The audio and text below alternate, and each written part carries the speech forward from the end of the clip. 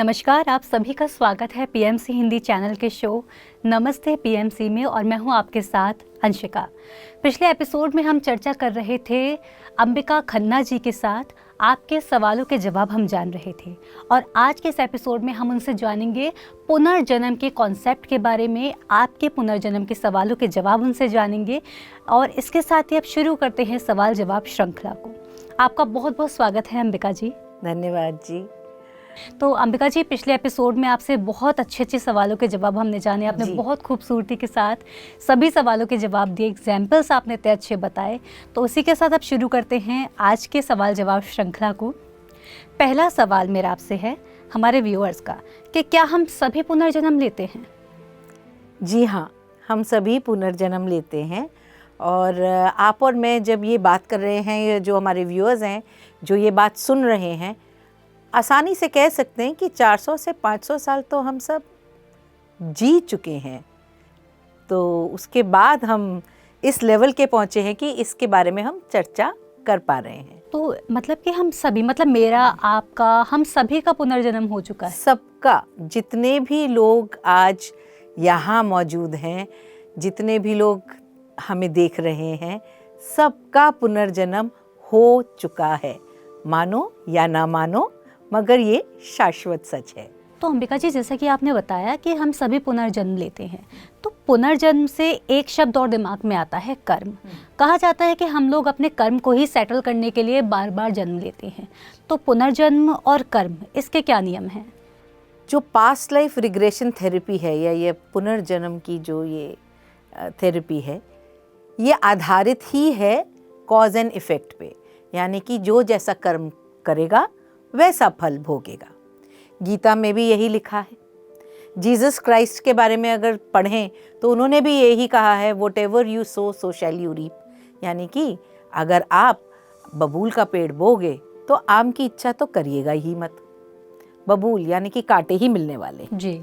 तो जैसा कोई कर्म करता है उसको वैसा ही फल मिलता है। ये जैसे कि मैंने पहले ये शब्द यूज़ किया, भारी भरकम शब्द है, शाश्वत सच। यही शाश्वत सच है।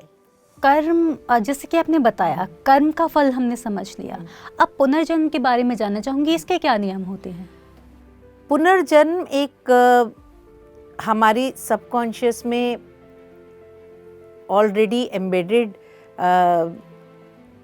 लाइफ टाइम्स होती हैं या स्टेट होती है, जहाँ जाके हम आज जो भोग रहे हैं वो क्यों भोग रहे हैं, उसका मूलतः कारण क्या है, वो जान सकते हैं। जब आपको ये मालूम चल जाता है कि मान लीजिए आपके मैथ्स में 100 में से 10 अंक आए, तो आप पुनः वापस जाएंगे, मैथ्स का अपना पेपर चेक करेंगे टीचर के पास जाके कि मैंने ऐसा क्या गलत किया कि मेरे को सिर्फ 10 अंक मिले। तो जब आप पेपर देखते हैं और समझते हैं, ओहो यहाँ तो सब प्लस करना था, मैंने सब माइनस कर दिया, तो डेफिनेटली मार्क्स मेरे 10 आए, सही है। और आप करेक्शन करते हैं और अगली बार उसको ध्यान में रखते हुए, उस संशोधन, उस करेक्शन को ध्यान में रखते हुए जब आप आगे की पढ़ाई करते हैं और सम्स जब नेक्स्ट टाइम एग्ज़ाम देते हैं तो फिर आपके पूरे मार्क्स आ जाते हैं, है ना। तो यही प्रक्रिया इस पास्ट लाइफ पुनर्जन्म की प्रक्रिया का मूलतः बेस है। तो इसको हम ऐसे समझे कि पिछले जन्म में जो हमने जो भी किया होता है, हम उसको पहले समझते हैं। जब हमारा वो जन्म खत्म हो जाता है कि अरे मैंने इस लाइफ में ये चीज़ें गलत कर दी, तो अब उनको करेक्ट करने के लिए हम दोबारा जन्म लेते हैं। जी, उसको भी करेक्ट करने के लिए और भी चीज़ें होती हैं। सबसे ज़्यादा इम्पॉर्टेंट, महत्वपूर्ण चीज़ ये है कि हम यहाँ ये जानने के लिए आए हैं कि मैं कौन हूँ, हु एम आई। और जिस दिन इस प्रश्न का हमें पूर्णतः पूरी तरह उत्तर मिल जाता है कि अहम ब्रह्मास्मि, ये सिर्फ बोलने के लिए नहीं, एक्सपीरियंस करने के लिए, अनुभव जब आप ये कर पाते हैं कि आप ब्रह्म हैं, तत्वमसी जो सामने वाला है वो भी ब्रह्म है, जब इसे आप पूर्णतः जी लेते हैं तभी आपको समझ में आता है कि आई एम गॉड, मैं ही वो ताओ, भगवान, गॉड, जो भी नाम आप उन्हें देना चाहें, जिस भी नाम से, ऑल दैट इज़, कई नाम हैं, किसी भी तरह से आप उन्हें पुकारें कि आप भी वही हैं। तो इसको एक्सपीरियंस करने के लिए भी हम बार बार जन्म लेते हैं, अपने आप को समझने के लिए, अपने आप को जानने के लिए, पहचानने के लिए कि मैं कौन हूँ, मेरी संपूर्णता क्या है। जी। Thank you so much Ambika ji इस सवाल का जवाब देने के लिए। अगला सवाल आपसे पूछती हूँ, अगर हम वास्तव में पिछला जन्म पुनर्जन्म लेते हैं और जो हमारा पिछला जन्म होता है तो वो हमें याद क्यों नहीं रहता? ये हमने जब ये खेला शुरू किया था लाइफ एंड डेथ का, जीवन मृत्यु का, पुनरपि जननम पुनरपि मरणम वाला, तो हमने अपने आप को ये प्रॉमिस किया था कि हम ये गेम तब खेलना शुरू करेंगे जब हम सबसे पहला इसका नियम ये होगा कि हम भूल जाएंगे कि अहम ब्रह्मास्मि, मैं ही ब्रह्म हूँ। अब गेम ये है कि बार बार जन्म लेकर मुझे पुनः दोबारा इस शाश्वत सच की ओर बढ़ना है, अपनाना है, एकाकार करना है, वापस अपनी पहचान दोबारा पानी है कि मैं ही भगवान हूँ, मैं ही वो ब्रह्म हूँ, मैं ही वो गॉड एसेंस हूँ। तो जब तक ये हमें जानकारी नहीं मिल जाती तब तक ये खेला पुनरपि जननम पुनरपि मरणम चलता ही रहेगा। थैंक यू सो मच जो आपने बताया कि हमें आखिरकार पिछले जन्म का याद क्यों नहीं रहता है। क्या अंबिका जी ऐसा भी है कि अगर हम पिछले जन्म का याद रखेंगे तो आगे वाला जो जन्म अभी जो हम जी रहे हैं वहाँ पर हमें कठिनाइयों का सामना करना पड़ेगा या फिर वो चीज़ें हमें परेशान करेंगी? क्या ये कारण भी हो सकता है?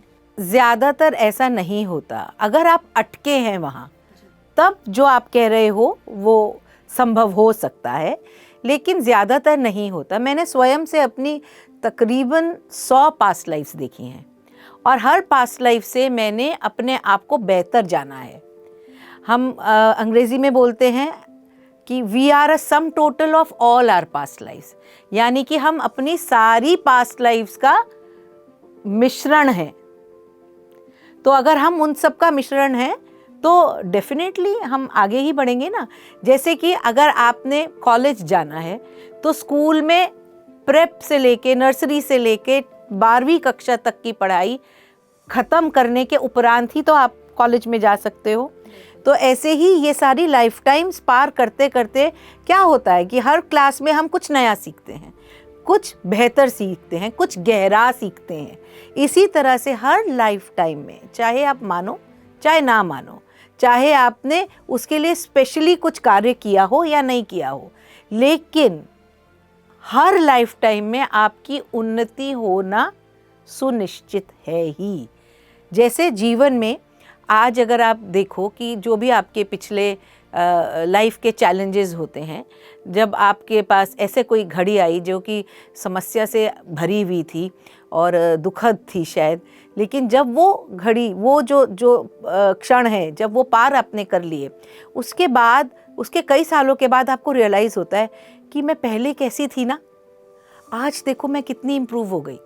तो क्या हो रहा है, आपने उस पल से जो भी सीखना था वो सीख लिया, उसको एकाकार कर लिया और एकाकार करने के बाद आप और उन्नति के रास्ते पे आगे निकल पड़े। जी। स्कूल में भी हम यही करते हैं। छोटी क्लास से बड़ी क्लास तक जाते जाते आपका अपनी भी तो ज्ञान की वृद्धि हो रही होती है ना। और ना सिर्फ ज्ञान की, आपकी स्वयं की हर क्षेत्र में वृद्धि हो रही होती है। इसी तरह से हर पास्ट लाइफ में या हर लाइफ टाइम में आप वृद्धि करके ही आते हो, उन्नति करके ही आते हो। और जैसे कि मैंने कहा, तभी तो we are a sum total of all our past lives. Ambika ji, आपसे सवालों के जवाबों की जो श्रृंखला चल रही है बहुत प्यारी चल रही है। इतने अच्छे आप आंसर्स दे रहे हैं, विद एग्जांपल्स आप बताते जा रहे हैं। सारी जो समस्याएं हैं, जो टॉपिक्स है वो सब क्लियर होते जा रहे हैं। इसके साथ ही बढ़ूंगी आपसे, अब अगला सवाल पूछूंगी कि हमारे तो पुनर्जन्म होते हैं, मेरा आपका, हम मनुष्य का होता है, तो क्या खनिज, पौधे, पशु, इन सब के भी पुनर्जन्म होते हैं? जी हाँ, सबके हम सब मिनरल किंगडम से चालू हुए हैं जन्म लेना।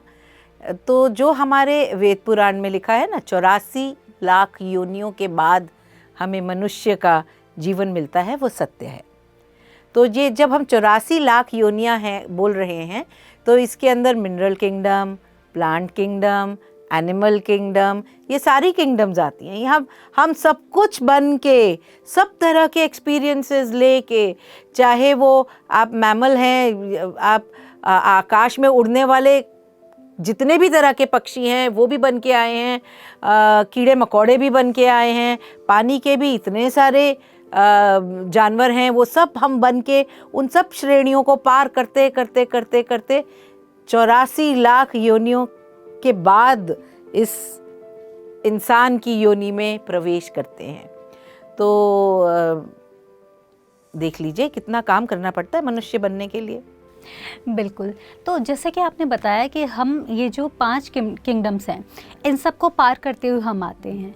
तो जो पौधा है, जो पशु है, पशु का हम समझ सकते हैं एक बार उनकी लाइफ ख़त्म हुई, वो और भी ज़्यादा इवॉल्व हो गए, किसी और पशु का जन्म लिया। लेकिन पौधों के बारे में थोड़ा समझना चाहूँगी कि पौधों का किस तरह से? उनका भी हर तरीके के पौधे बनने का एक्सपीरियंस होता है। देखिए, अगर हम जीवन को एक 24 घंटे के में परिवर्तित करें तो 24 घंटे में हर पल महत्वपूर्ण होता है, और हर पल पिछले पल से अलग होता है और आने वाले पल से भी अलग होता है। इसी प्रकार हर जीवन अलग होता है और अलग एक्सपीरियंस लेके, अनुभव लेके वो आता है। संपूर्णता पाने के लिए आपको हर प्रकार का अनुभव होना ज़रूरी है।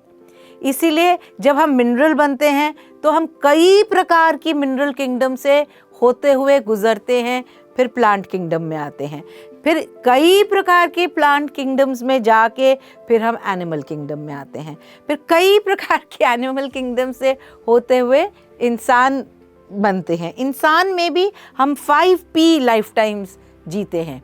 5P लाइफ टाइम्स बता रही हूँ। पहली होती है पेजेंट लाइफ टाइम, यानी कि जब आप हाथ से ज़्यादा काम करते हैं। अब इसके अंदर सिर्फ पेजेंट का मतलब किसान ही सिर्फ नहीं हुआ, या इसके अंदर वो जो भी लोग हाथों से ज़्यादा काम करते हैं, चाहे वो रिक्शा चलाने वाला है या फिर घर बनाने वाला है, जहाँ पे हाथों का काम ज़्यादा होता है, तो वो वाली लाइफ टाइम्स जीते हैं।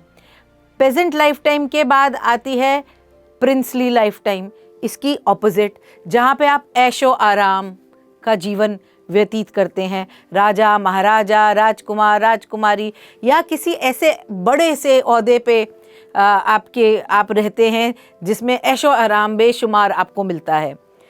फिर इसके बाद आती है आपकी पुलिस लाइफ टाइम, अथॉरिटी वाली, यानी कि जहाँ पर आप जो बोलते हैं वो लोगों को मानना पड़ता है, जैसे पुलिस में होता है।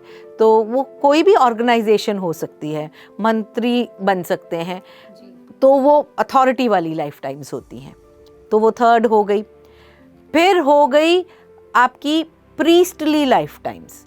प्रीस्टली मतलब जहाँ पे हु एम आई, मैं कौन हूँ, इसके बारे में आप ज्ञान इकट्ठा करना शुरू करते हो। पहले तो आप नॉलेज लेते हो, यानी कि किताबें पढ़ते हो, लाइफ टाइम्स में पंडित बनते हो और ऐसे छोटे छोटे लेवल के पाठ पूजाएं करते हो। फिर आप इसी में और आगे बढ़ते हो, ध्यान लगाने लगते हो। अब इसमें भी तंत्र मंत्र यंत्र की सिद्धियां प्राप्त करते हो। बहुत टाइप की लाइफ टाइम्स होती हैं। तो ये हो गई आपकी प्रीस्टली लाइफ टाइम, जहाँ पूजा पाठ और ध्यान ऐसी चीज़ों को, ऐसी पद्धतियों को महत्व दिया जाता है। और पांचवी आपकी हो गई प्रोस्टिट्यूट लाइफ टाइम, जिसके अंदर आप इस शरीर का व्यापार करते हो। ये भी जानना ज़रूरी होता है। तो ये वाली लाइफ टाइम भी बहुत इम्पॉर्टेंट होती है, क्योंकि बहुत सारे अटकाव हमारे इन लाइफ टाइम से आ रहे होते हैं। तो ये ह्यूमन लाइफ टाइम में भी ये 5 टाइप की लाइफ टाइम्स होती हैं। और मज़ेदार बात ये है कि ये 5 टाइप की लाइफ टाइम आपके नीचे के 5 चक्र से कनेक्टेड होती हैं। तो आपको कहने के लिए हर चक्र के ऊपर कई कई बार काम करना होता है, उसमें आपको उन्नति प्राप्त करनी होती है, उसमें आपको मास्टरी प्राप्त करनी होती है, तभी आप दूसरी चक्र की ओर बढ़ते हैं। तो ये सारे कार्य भी आप को रिलेट कर सकते हो इन 5P लाइफ टाइम्स के साथ। तो इतनी गहरी पढ़ाई करनी होती है, तब हम जाके पहुंचते हैं हु एम आई, मैं कौन हूँ। क्या आपसे ये भी जानना चाहूँगी कि क्या हर इंसान के लिए ये पांचों स्टेजेस जीनी ज़रूरी होती हैं या मैंडेट है, क्या सभी के साथ ऐसा होता है? जी, जैसे मैंने पहले भी एग्जाम्पल दिया, दिन में 24 घंटे होते हैं, सुबह भी है, दोपहर भी है, फिर शाम भी है, रात्रि भी है, मध्य रात्रि भी है, और सूर्य उगने से पहले वाला समय भी है, ब्रह्म मुहूर्त का समय भी है। तो ये सारे के सारे मुहूर्त, ये सारे के सारे जो भी आपके घंटे हैं, ये सब मिलके वो 24 घंटे बनते हैं। और हर घंटा इम्पॉर्टेंट है, और हर घंटा पिछले घंटे से या आगे आने वाले घंटे से अलग है। तो इसी तरह से ये लाइफ टाइम्स भी अलग अलग होती हैं, और सबको सारी लाइफ टाइम्स में जाना अनिवार्य है। जैसे आपको स्कूलिंग करनी है तो आपको 12 क्लासेस करनी अनिवार्य है, ऐसे ही ये सब करना अनिवार्य है। तो आई होप कि क्लैरिटी मिल गई होगी अब आप। जी, काफ़ी क्लैरिटी इससे मिली है। तो अंबिका जी, आपसे जानना चाहूँगी कि क्या पिछले जन्म को देखना और उसको देखकर फंस जाना ऐसा संभव है? मतलब उसको देखकर उसमें अटके रह जाना, या इसको थोड़ा समझाएं। देखिए, जितनी भी मैंने अभी लाइफ टाइम्स की बात की, हर लाइफ टाइम में हर पल सुखद तो नहीं होता जी, है ना। कुछ कुछ ऐसे पल आते हैं जिसके अंदर बहुत ढेर सारा ट्रॉमा छुपा होता है। कुछ कुछ ऐसे पल आते हैं जिसमें आप किसी बीमारी से ग्रस्त हो, तो उसकी वो बीमारी का जो अपना स्वरूप है, उसके कारण डिप्रेशन में जाना, उसके अलग अलग पहलुओं को भोगते हुए कई बार उसमें अटक जाना, वो भी पॉसिबल होता है। और कई बार रिलेशनशिप इश्यूज़, कहीं आप किसी को माफ़ नहीं कर पा रहे या किसी से माफ़ी मांग नहीं पा रहे अहम के कारण, ईगो के कारण, तो वो भी एक तरीके का अटकाव है। तो इस तरह से हर लाइफ टाइम में अलग अलग किस्म के अटकाव होते हैं। जब तक उन अटकाव वाली स्थितियों को हम पूरी तरह से डील नहीं कर लेते और हील नहीं कर लेते, वो लाइफ टाइम की क्लोजर नहीं होती, वो बंद नहीं होती, उसकी खिड़की खुली ही रहती है और उसको हम कैरी फॉरवर्ड कर देते हैं। जैसे कंपार्टमेंट एग्ज़ाम होता है ना स्कूल में, तो आपको दूसरी कक्षा में तो बिठा देते हैं, लेकिन आपको पिछले वाले पेपर्स पार करने होंगे, पूरे अच्छे से उसको क्लियर करना होगा, तभी आप पूरी तरह से नेक्स्ट कक्षा की एग्ज़ाम्स दे पाओगे, नहीं तो वो भी साथ साथ चलते रहेंगे। मज़ेदार बात स्कूल ऑफ लाइफ की ये है कि यहाँ पे ऐसा कोई थंब रूल नहीं है। आप जितने मर्जी पिछले जो कक्षाएं हैं उनके कैरी फॉरवर्ड जो क्वेश्चन पेपर्स हैं उनको लेके भी आगे चल सकते हो, और एक लाइफ टाइम में भी कई सारी कक्षाओं का कार्य एक साथ कर सकते हो।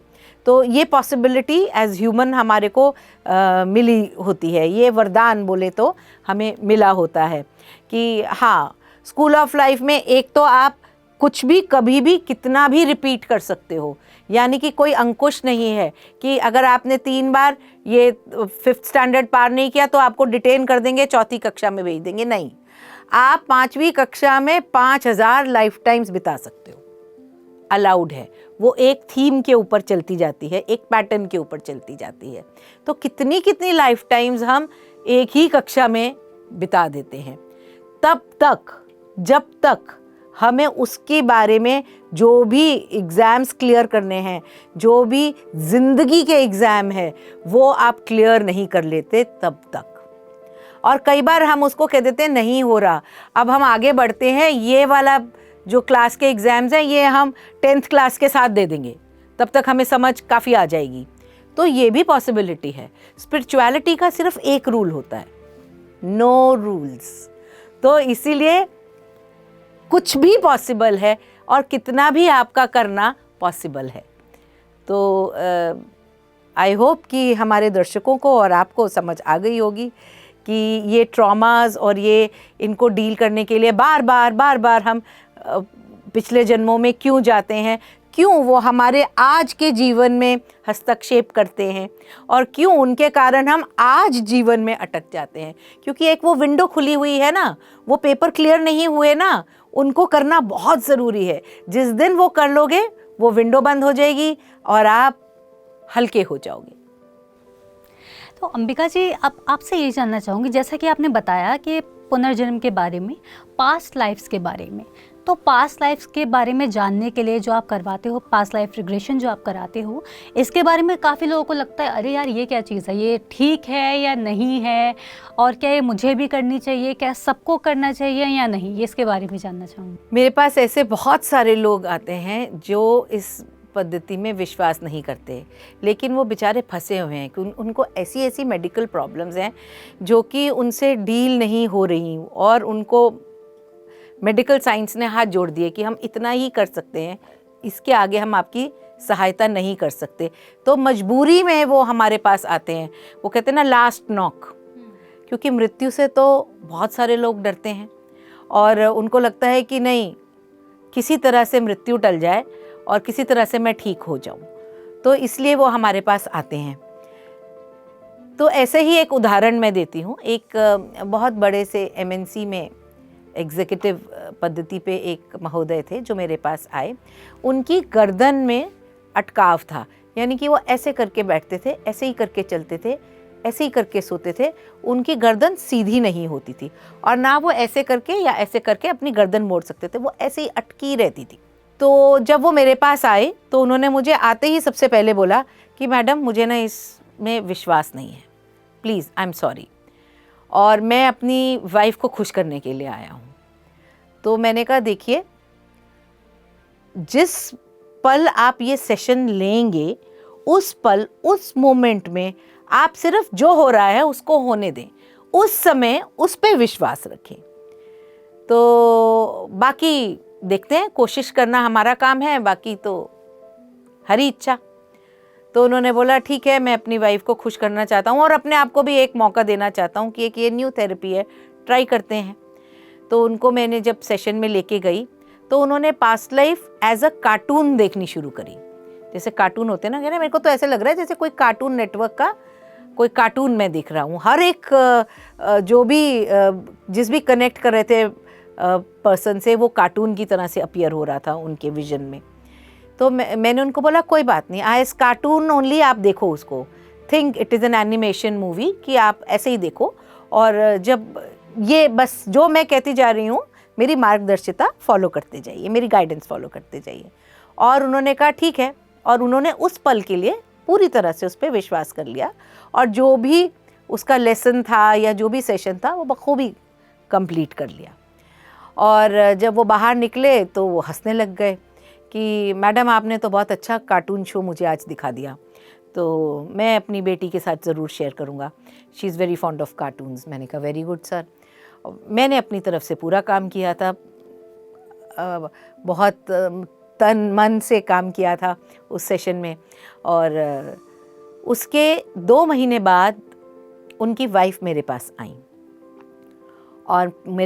और मेरे को बोली थैंक यू, और मुझे आपसे एक इनर चाइल्ड सेशन लेना है। तो मैंने कहा थैंक यू किस लिए कर रही हैं? कह रहे थैंक यू, आपने मेरे हस्बैंड को ठीक कर दिया।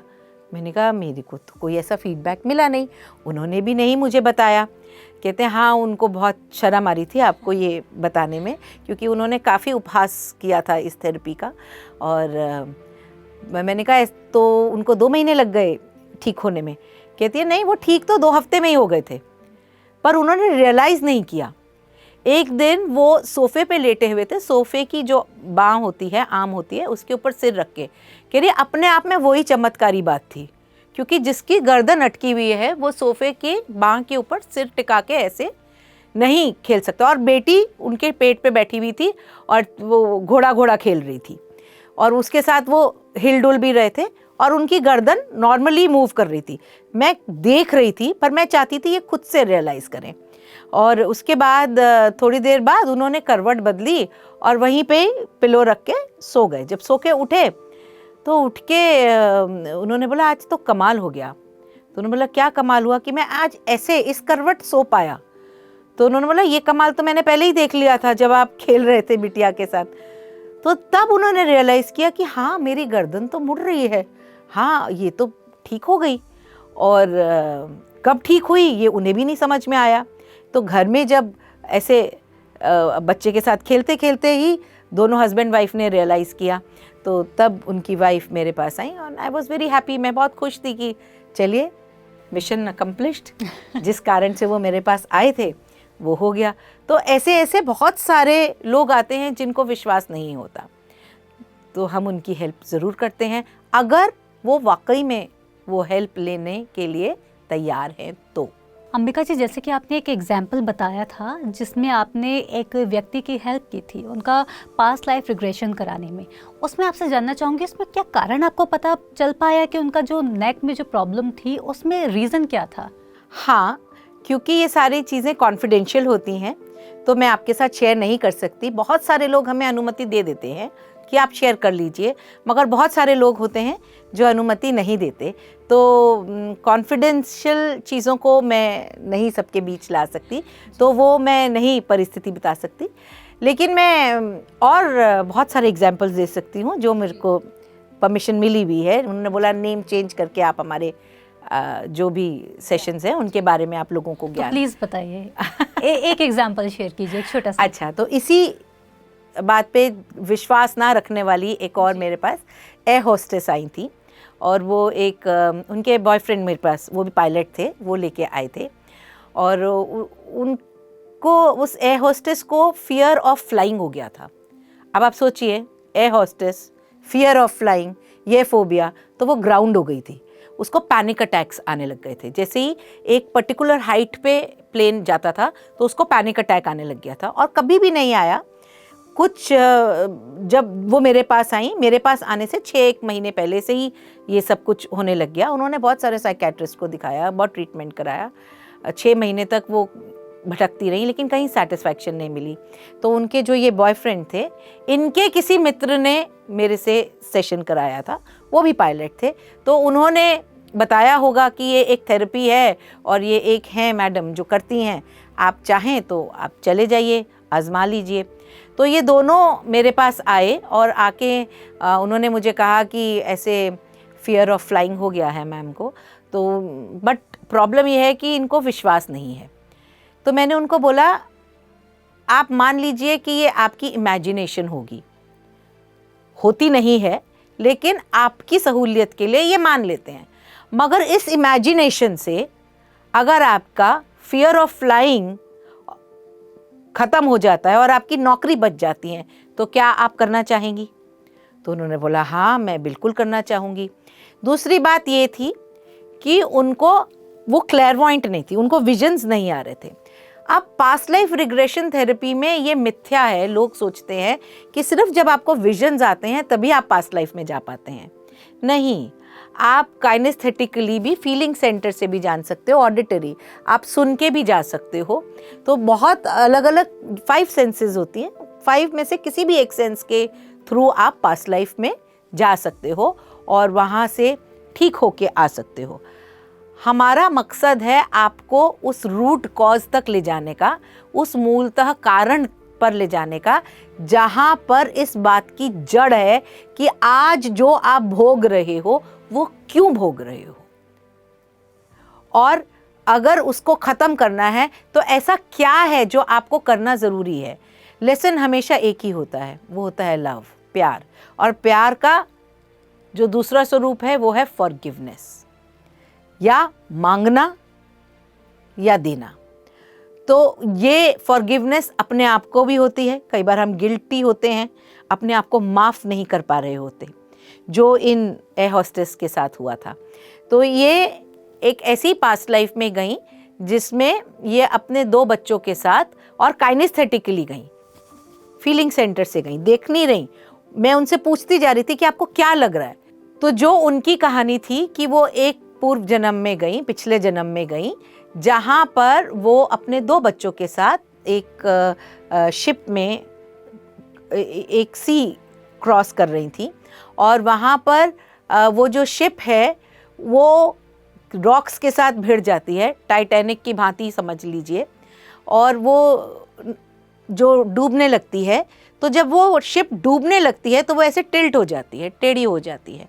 ये अपने बच्चों के साथ, दोनों बच्चों का हाथ पकड़ के शिप के कोने में थी, उस कोने पे जो कि ऊपर उठ गया।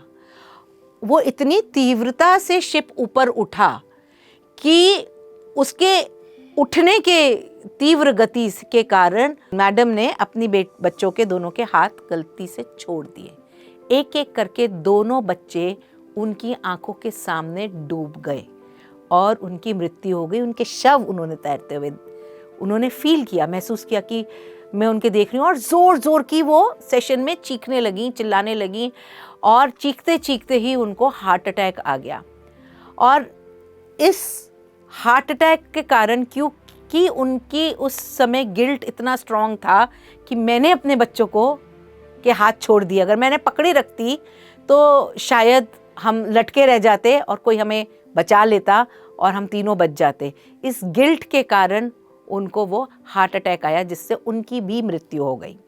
मृत्यु के समय जब उनकी आत्मा शरीर छोड़ रही थी, वो इतने ज़्यादा पश्चाताप में थी, इतना ज़्यादा गिल्ट फैक्टर था कि वो अपने आप को माफ़ ही नहीं कर पा रही थी। जो फिर मैंने उन्हें करवाया और उनको बिग पिक्चर दिखाई और अपने बच्चों की सोल्स के साथ उनको मिलवाया और दिखाया, देखो आत्मा अजर अमर है, बच्चे तुम्हारे अभी भी तुम्हारे सामने हैं। उस लाइफ टाइम में वो तुम्हारे बच्चे थे, मगर इस लाइफ टाइम में वो आपकी साथ हैं, आपके सोल ग्रुप मेंबर्स हैं। तो जब उन्होंने ये शाश्वत सच को जिया, पूरी तरह से एक्सपीरियंस किया, अनुभव किया, उनका पैनिक अटैक ख़त्म हो गया। वो अपने आप को माफ़ कर पाई और माफ़ करने के बाद वो दिन गया और आज का दिन है। आई एम श्योर कि वो शी इज़ फ्लाइंग, क्योंकि वो उसके बाद मेरे पास नहीं आई। और ज़्यादातर जब कोई वापस पलट के नहीं आता तो मैं ये मान लेती हूँ, no news is good news. हालांकि उनके जो मित्र जिन्होंने उन्हें मेरे पास भेजा था, उन्होंने ये पुष्टि कर दी थी कुछ महीनों के बाद कि उन्होंने वापस अपना जॉब ज्वाइन कर ली है और उनको जो पैनिक अटैक्स आते थे वो बंद हो गए। उनकी तरफ से नहीं मिला मुझे फीडबैक, लेकिन उनके मित्र की तरफ से मिल गया था। सो आई एम हैप्पी। तो ज़्यादातर ऐसे होता है, आप नहीं भी विश्वास करते, लेकिन उस पल के लिए अगर आपकी इमेजिनेशन से या आपकी स्टोरी से आपकी हीलिंग हो रही है, आप उस बीमारी से बाहर निकल के आ रहे हो, तो हर्ज ही क्या है। तो अंबिका जी, आपसे मैं अगला सवाल पूछना चाहूँगी कि आत्मा तो शरीर बदल रही है, लेकिन फिर पृथ्वी पर जनसंख्या क्यों बढ़ रही है? जी, वो इसलिए क्योंकि हम आगे आगे बढ़ते जा रहे हैं, लेकिन वो जो हमारी पिछली लाइफ टाइम्स हैं जो कि बंद नहीं हुई, वो भी तो विंडोज़ ओपन है ना। और वो वाले सारी विंडोज़ को हम ले लेके, इतना सारा ढेर बैगेज ले लेके कोशास के फॉर्म में, मनोमय कोश के फॉर्म में लेके आगे चलते जा रहे हैं, तो वो भूलोक के ऊपर भी ऋण है हमारा, और वो भी भार हमारा संभाले हुए थक रही हैं और हम स्वयं से भी थक रहे हैं। हाँ वही, क्योंकि जीवन मृत्यु का चक्र तो लगातार चल रहा है। जैसे मेरे पिछले लाइफ में वो जीवन मेरा ख़त्म हो गया, लेकिन उसके बाद में मेरी आत्मा ने ये शरीर धारण कर लिया। तो फिर ये कैसे, मतलब फिर कैसे बढ़ रहा है ये जनसंख्या? अब इसको समझाने के लिए मैं कोशिश करूँगी कि सरलता से समझाऊँ, क्योंकि ये बहुत एक डीप गूढ़ा टॉपिक है और इसके लिए चक्रास के साथ कोशास की नॉलेज, विजडम भी चाहिए, पर मैं इसको सरलता से समझाने की कोशिश करती हूँ। देखिए, जो हमारा अन्नमय कोश होता है, फिजिकल बॉडी होती है, जब हम मृत्यु की प्रक्रिया से गुजरते हैं तो इसको तो हम पहले ही छोड़ देते हैं। इसके बाद जो हमारा प्राणमय कोश होता है, जो हमारी एथरिक बॉडी होती है, वो भी लगभग 3 से 4 दिन, मैक्सिमम हफ्ते तक जीवित रह पाती है। उसके बाद वो भी अपने आप संपूर्ण हो जाती है, ख़त्म हो जाती है। लेकिन जो हमारा मनोमय कोश है, वो तब तक सक्रिय रहता है, तब तक उसमें एनर्जी रहती है, जब तक उसके अंदर की भावनाओं को अंतिम स्वरूप नहीं मिला। तो जब तक वो भावनाओं को अंतिम स्वरूप नहीं मिला, यानी कि आप एक पीसफुल स्टेट पे नहीं पहुंच गए, तब तक ये कार्यक्रम वो लाइफ टाइम्स चलती जा रही हैं, चलती जा रही हैं, चलती जा रही हैं, साथ में आप पहुंच गए आगे और आपने दोबारा से जन्म भी ले लिया, लेकिन वो लाइफ टाइम्स चलती चली जा रही हैं। कई बार जब हम भूत प्रेत की बात करते हैं, जो आ रहे हैं वो इन्हीं लाइफ टाइम से आ रहे होते हैं, वो आप ही के स्वरूप होते हैं, पिछली लाइफ टाइम्स के फियर्स और फोबियाज़ होते हैं। जैसे इन लेडी के बारे में हमने डिस्कस किया, तो उनको वो पैनिक अटैक इसलिए आ रहा था क्योंकि उनको वो अनफिनिश्ड वाली लाइफ टाइम जो है उसकी एनर्जी आके बार बार तंग कर रही थी। तो जब हमने उसको डील किया, उसको हील किया, तो उसको नेचुरल क्लोजर मिल गया, वो खिड़की बंद हो गई, और वो खिड़की बंद होने से वो हील हो गई, वो प्रक्रिया अपने संपूर्णता पे पहुंच गई। तो ना सिर्फ उनका भला हुआ, हमने माता भूलोक के साथ भी अच्छा कर दिया कि उनके ऊपर से एक लाइफ टाइम का भार कम हो गया। तो ऐसे करके हम जो हमारा, देखिए कारण शरीर जो हमारा होता है, वो जो कॉजल बॉडी होती है वो तो जन्म ले लेती है, मगर ये वाली जो एस्ट्रल बॉडीज़ होती हैं, जो लोअर एस्ट्रल बॉडीज़ होती हैं, इनका जब तक क्लोजर नहीं होता तब तक ये भटकती ही रहती हैं। उनको भी भटकाव से हमें मुक्त कराना होता है।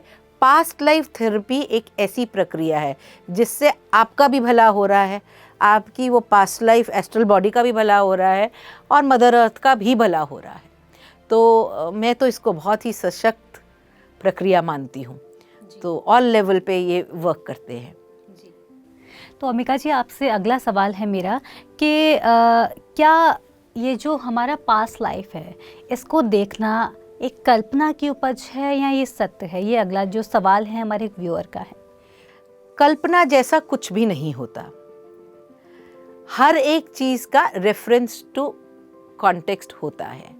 आप कोई पिक्चर भी देखते हैं ना, अगर हम 4 जने मिलके एक मूवी हॉल में जाएं, पिक्चर देखें, तो एक जना आपको रोता हुआ मिलेगा, एक जना आपको लगेगा बड़ी बोरिंग पिक्चर है, एक जना कहेगा मैं तो सो ही गया, एक जना कहेगा अरे वाह मज़ा आ गया। तो सबकी प्रक्रिया जो है वो अलग अलग होगी, subject to their own perception.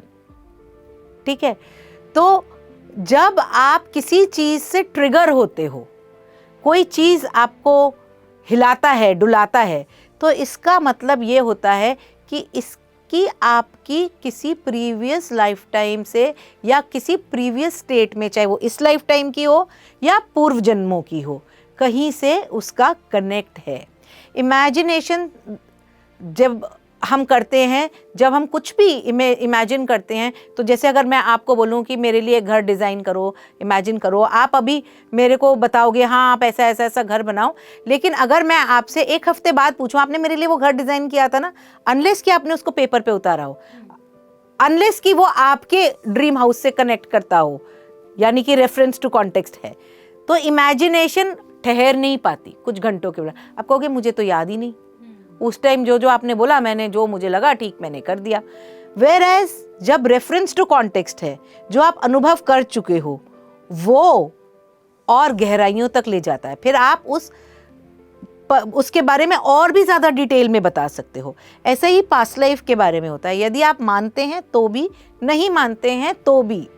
Imagination जैसी कोई चीज़ नहीं है। आप अगर उसको देख पा रहे हैं, उसको आप कनेक्ट कर पा रहे हैं, चाहे हम एज अ थेरेपिस्ट कई बार बोलते हैं allow your inner story to come out, कि आप अपने अंदर की कहानी को बाहर निकलने दीजिए। तो वो इनर स्टोरी के माध्यम से हम आप ही की परसेप्शन के गहराइयों तक जा रहे हैं, जो आपने एक्सपीरियंस किया है। क्योंकि जो भी हम एक्सपीरियंस कर चुके हैं उसको हम कभी भूल नहीं सकते। कभी आपने नोट किया है, कभी आप फ़ोन पे बात कर रही हो और आपका ध्यान फ़ोन में बहुत ज़्यादा बिजी है, लेकिन आप वॉक कर रही हैं और करते करते वॉक करते करते मार्केट से कब अपने घर तक पहुंच गए आपको पता भी नहीं चलेगा। आप एकदम से सडनली रियलाइज़ करती हैं कि मैं अपने घर के गेट के बाहर खड़ी हूँ, और आप गेट खोलने लगे तो कहते हैं अच्छा मुझे तो पता ही नहीं चला, बातों बातों में इतना टाइम निकल गया, मैं तो अपने घर ही पहुँच गई। अक्सर ये होता है हम लोगों के साथ। तो ये क्या होता है, आपकी जो सबकॉन्शियस माइंड है वो आपके सारे एक्सपीरियंसेस को रजिस्टर करके रखती है। आपके सबकॉन्शियस माइंड में सारा का सारा लेखा जोखा कंप्यूटर की तरह डाटाबेस में मौजूद है। कभी भी हम जाके उस सबकॉन्शियस को एक्सेस करके उसमें जाके जो भी इच्छा अनुसार अनुभव चाहते हैं उसको पुनः वापस लेके आ सकते हैं। इसीलिए जब हम पास्ट लाइफ रिट्रीवल कराते हैं, स्पिरिचुअल रिट्रीवल्स होती हैं, टैलेंट रिट्रीवल्स होते हैं, तो हम आप ही की सबकॉन्शियस में जाके उन पास्ट लाइफ्स में से आपको हेल्प करते हैं। अब आप ही ने जो ज्ञान तब इकट्ठा किया था, अर्जित किया था, उसको पुनः आज इस पल में ले आए। तो आई होप इससे आपको क्लैरिटी मिल गई होगी कि कैसे जी। तो होता जैसे है कि ये। आपने कहा कि Imagination, ये इमेजिनेशन मात्र नहीं है, ये हाँ, सत्य है। जी। ये कहीं ना कहीं हमारे सोल लेवल पर, हमारे सेल लेवल पर इंफॉर्मेशन हमारे अंदर, सबकॉन्शियस में, सबकॉन्शियस माइंड में ये जो इंफॉर्मेशन है ये रहती है। जी। और इसी को निकाल करके आप जो करते हैं वो पास्ट लाइफ रिग्रेशन या रिट्रीवर करते हैं। हाँ, हमारा वो काम है जो कि गूगल मैप का काम होता है, रास्ता दिखाना। रास्ता दिखाना। जी। चलना तो आपको है, अगर आपने डेस्टिनेशन जो गूगल मैप पे डाली है, बैठे बैठे देखना है तो अलग बात है, लेकिन अगर आपने कहीं पहुंचना है तो चलना तो पड़ेगा, बिल्कुल बिल्कुल। है ना। तो चलेंगे ही तभी पहुंचेंगे डेस्टिनेशन तक। बिल्कुल।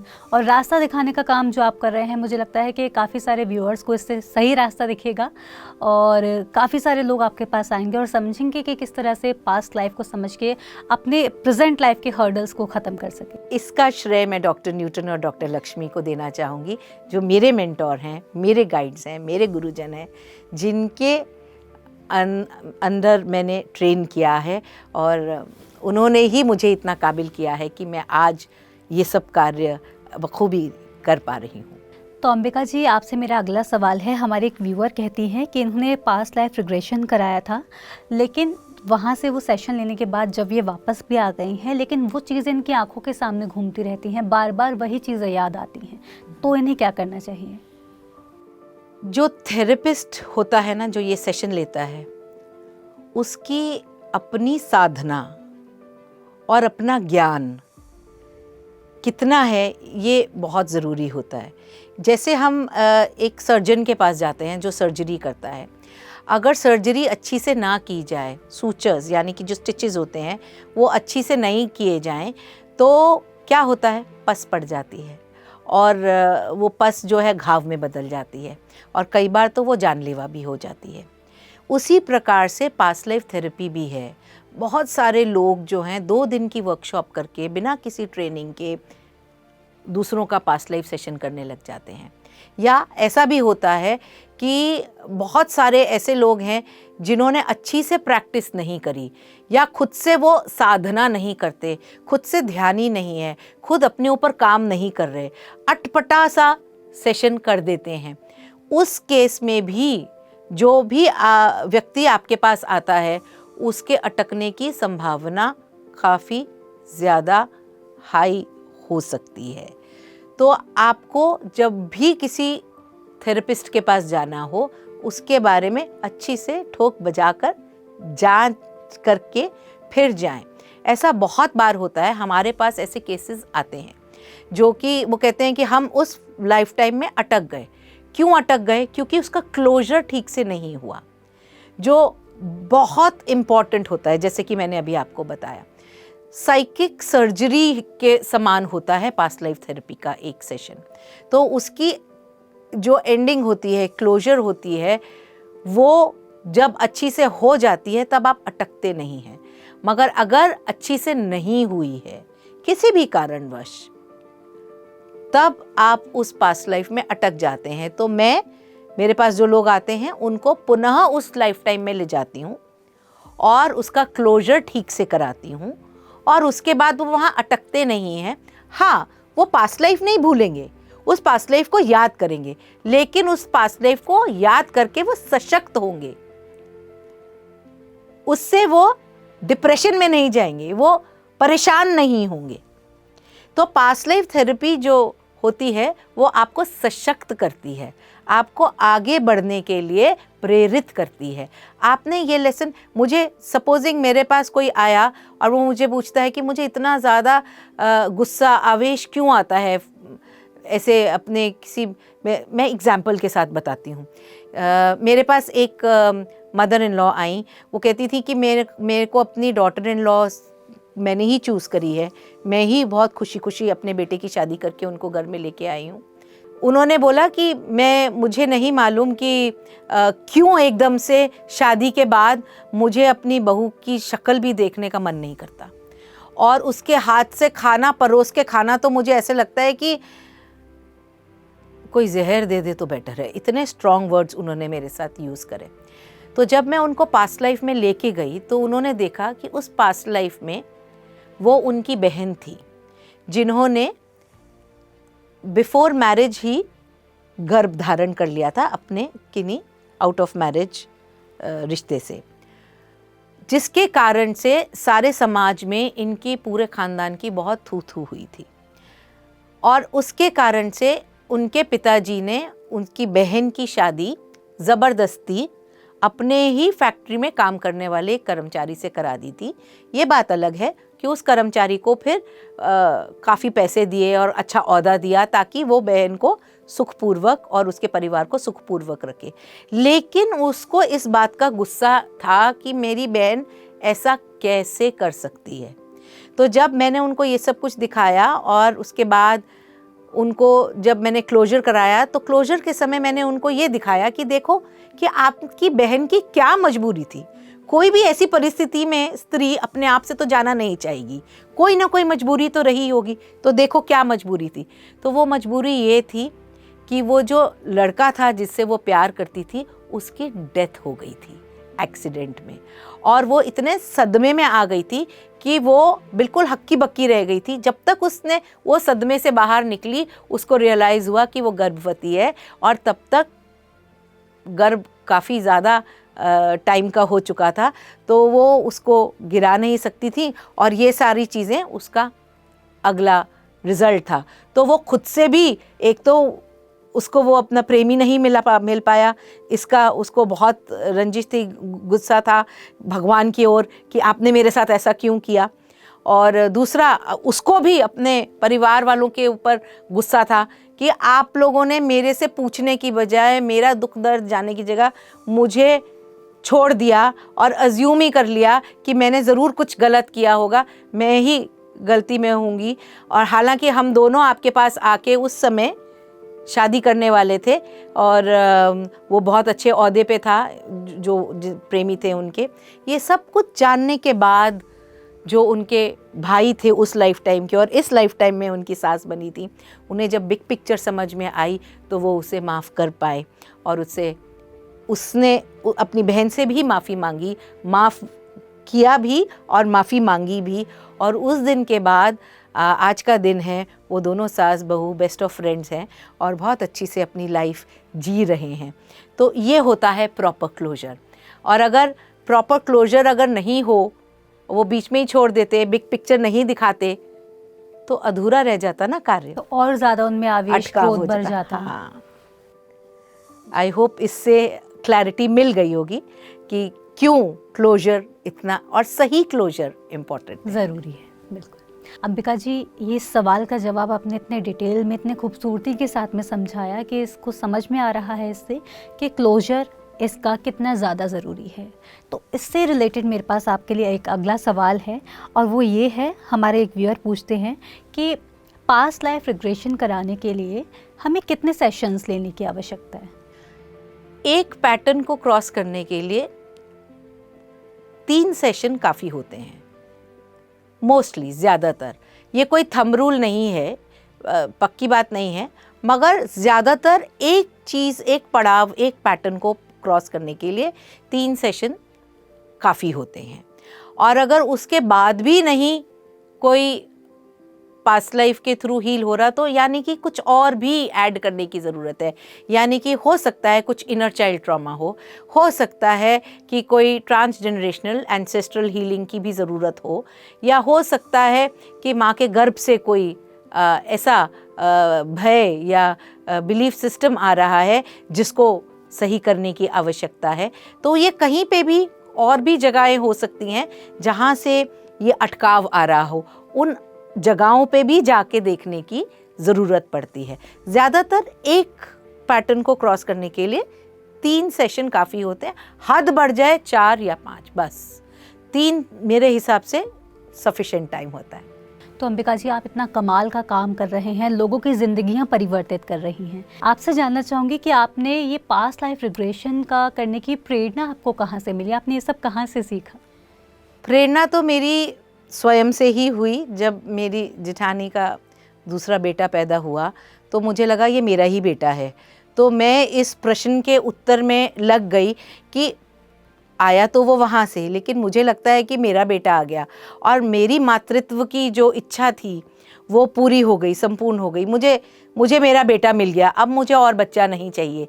तो इस प्रश्न के उत्तर को खोजती खोजती मैं डॉक्टर न्यूटन और डॉक्टर लक्ष्मी के पास पहुंची, जो क्वांटम लाइफ यूनिवर्सिटी के फाउंडर्स हैं, और उनके अंडर ही मैंने, उन्हीं की एस्टीम्ड गाइडेंस के अंडर ही मैंने ट्रेन किया। ये जितनी भी मोडालिटीज़ मैं करती हूँ, ना सिर्फ पास्ट लाइफ रिग्रेशन थेरेपी बल्कि और भी जो भी कुछ मैंने सीखा वो सब उन्हीं की गाइडेंस में, उन्हीं की छत्र छाया में मैंने सीखा। तो मेरा उनको बारंबार नमन है, धन्यवाद है।